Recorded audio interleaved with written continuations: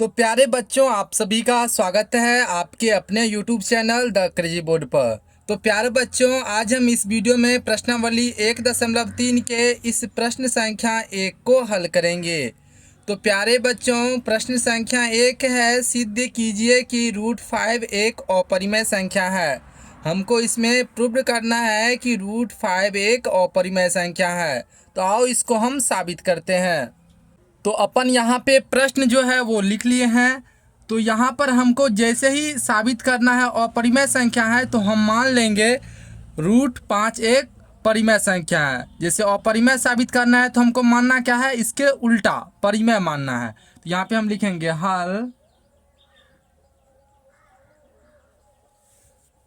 माना कि √5 एक परिमेय संख्या है। हम मान लिए √5 क्या है, एक परिमेय संख्या है। तो हम √5 बराबर क्या लिख सकते हैं, p/q। क्योंकि जैसे ही हम √5 को परिमेय संख्या माने हैं, तो परिमेय संख्या को हम p/q के रूप में लिख सकते हैं, जहां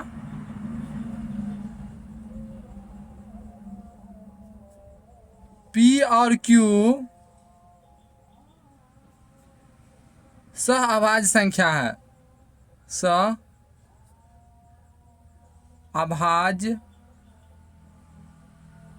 संख्या है।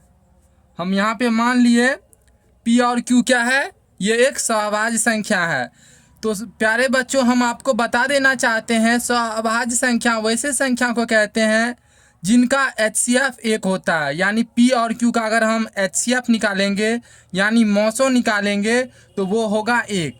तो उसी को सहअभाज्य संख्या कहते हैं। तो यहाँ पे हम मान लिए p और q क्या है, एक सहअभाज्य संख्या है। तो यहाँ पे हम लिख सकते हैं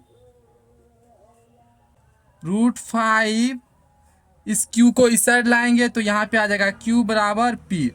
अब क्या करेंगे, अब दोनों तरफ वर्ग कर देंगे। तो यहाँ पे हम लिखेंगे दोनों तरफ वर्ग करने पर।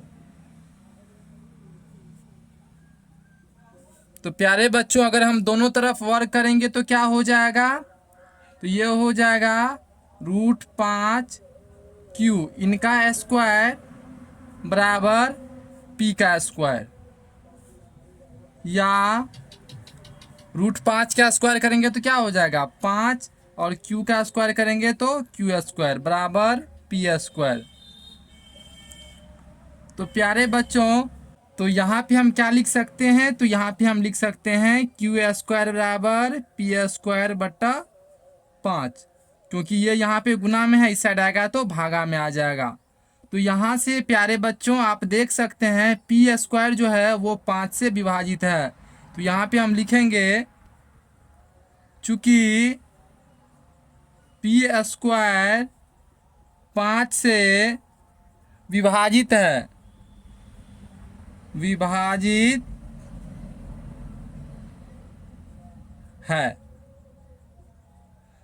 अगर p स्क्वायर 5 से विभाजित है तो p भी क्या हो जाएगा, 5 से विभाजित होगा। इसीलिए p 5 से विभाजित होगा,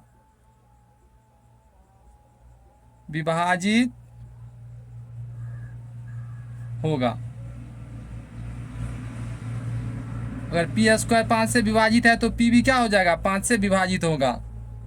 प्यारे बच्चों, इतना लिखने के बाद जो है हम फिर यहाँ पे मानेंगे, पुनः हम मानेंगे।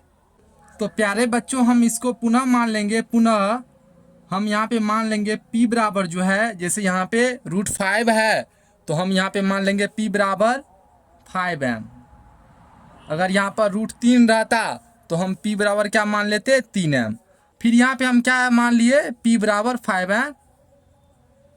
यहाँ पे लिख दीजिए माना कि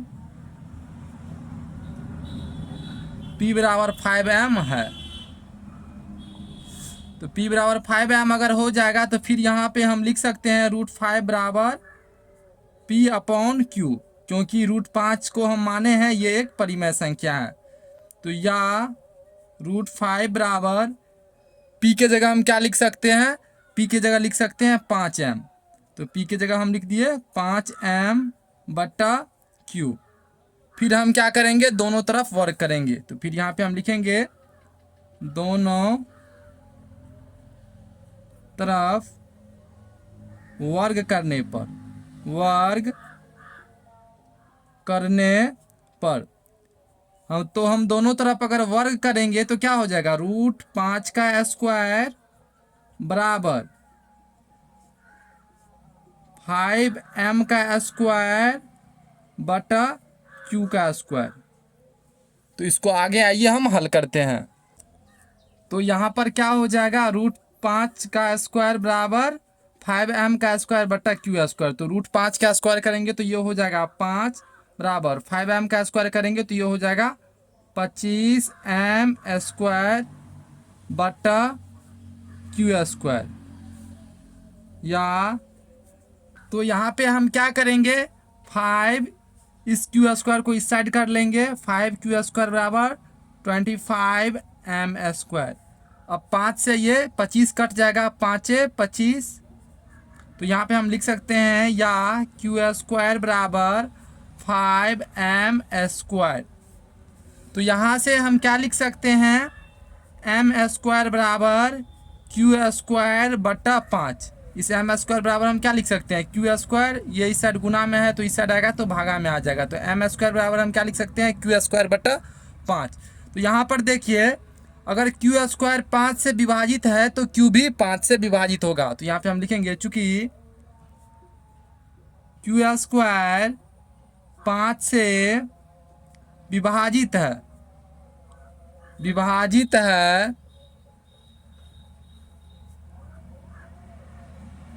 इसीलिए q भी 5 से विभाजित होगा,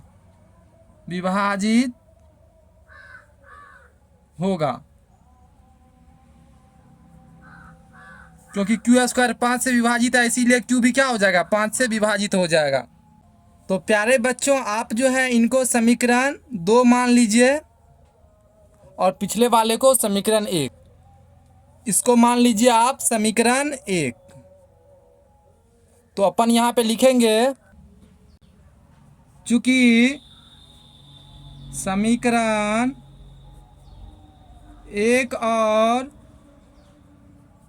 2 में P और Q का एक गुणनखंड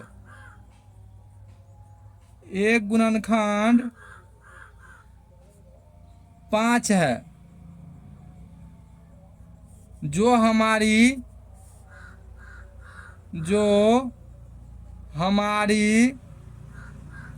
मान्यता के विपरीत है। इसीलिए रूट 5 एक अपरिमेय संख्या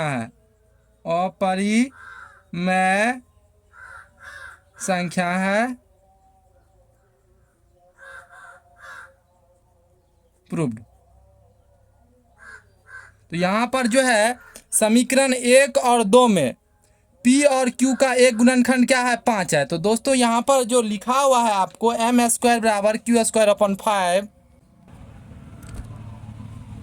क्या लिखा हुआ है, m स्क्वायर बराबर q स्क्वायर अपॉन 5। तो यहाँ पे हम लिखे हैं q स्क्वायर 5 से विभाजित है इसीलिए q भी जो है वो भी 5 से विभाजित होगा। लेकिन आप यहाँ पर देखिए इसको हम ऐसे लिखेंगे, इस 5 को अगर इस साइड भेजेंगे तो 5m स्क्वायर बराबर q स्क्वायर। तो यहाँ पर देखिए q स्क्वायर का एक गुणनखंड भी हुआ 5 और q का भी एक गुणनखंड क्या हो जाएगा, 5। तो यहाँ पर जो है p में भी ऐसा ही होगा, ठीक ऐसा ही जो है p में भी होगा, p का भी एक गुणनखंड 5 आ जाएगा और q का भी एक गुणनखंड क्या आया, 5 आया। तो वही हम लिखे हैं चूंकि समीकरण 1 और 2 में P और Q का एक गुणनखंड क्या है, Q का एक गुणनखंड 5 है, जो हमारी मान्यता के विपरीत है, इसीलिए √5 एक अपरिमेय संख्या हो जाएगा। तो प्यारे बच्चों, हमको उम्मीद है कि आपको ये प्रश्न अच्छे से समझ में आ गया होगा। अगर आपको कोई भी कन्फ्यूजन है तो आप हमको कमेंट सेक्शन में ज़रूर पूछिएगा, हम उसको दूर करने का अवश्य प्रयास करेंगे। तो मिलते हैं अगले वीडियो में, तब तक के लिए आप अपना ख्याल रखिए। Thank you for watching this video. जय हिंद दोस्तों।